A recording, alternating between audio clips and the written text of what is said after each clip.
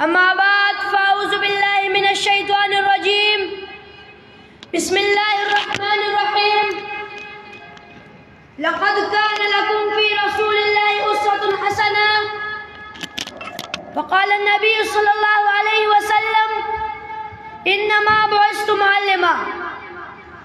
محترم سامعین کرام اور میرے معزز ساتھیوں، السلام علیکم ورحمۃ اللہ۔ آج مجھے اس پروقار محفل میں اس موضوع پر تقریر کرنے کا موقع ملا ہے، وہ ہے سیرت النبی صلی اللہ علیہ وسلم۔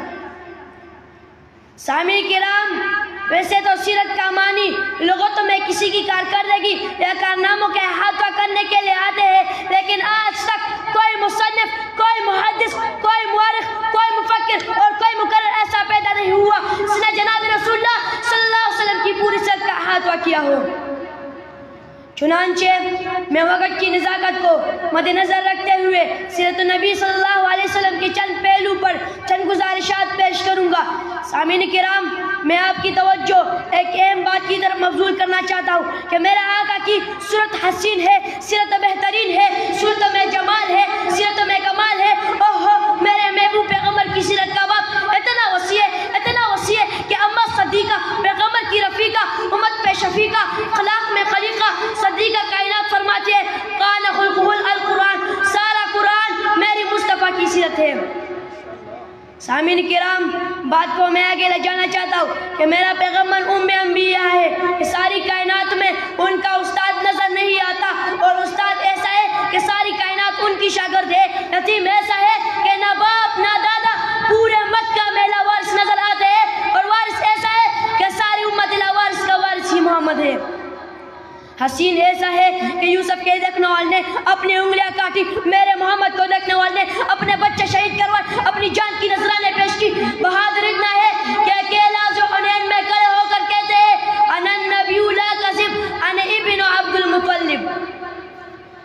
سامعین کرام، مجھے کہنے دیجئے، میرے نبی مسکرائے تو جنت کا منظر بن جاتا ہے، غصے میں آ جائے تو قیامت کا منظر بن جاتا ہے، قدم اٹھائے تو سنت بن جاتا ہے، گفتگو کرے تو حدیث بن جاتا ہے، کوئی عمل کرے تو شریعت بن جاتا ہے، مکہ آئے تو مکرمہ بن جاتا ہے، مدینہ آئے تو منورہ بن جاتا ہے، ابو بکر آئے تو صدیق بن جاتا ہے، عمر آئے تو فاروق بن جاتا ہے، عثمان آئے تو ذوالنورین بن جاتا ہے، علی آئے تو حیدر قرار بن جاتا ہے، معاویہ آئے تو قطع گوہی بن جاتا ہے، سالم اور ستمگر آئے تو عادل اور ہمدرد انسان بن جاتا ہے۔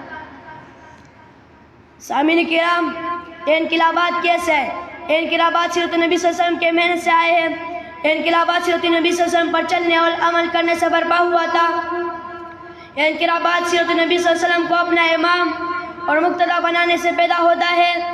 اللہ ہمیں اپنے نبی کے تابعدار بنا دے۔ میں اپنے تقریر کا اختتام اس سے پڑھ کر رہا ہوں۔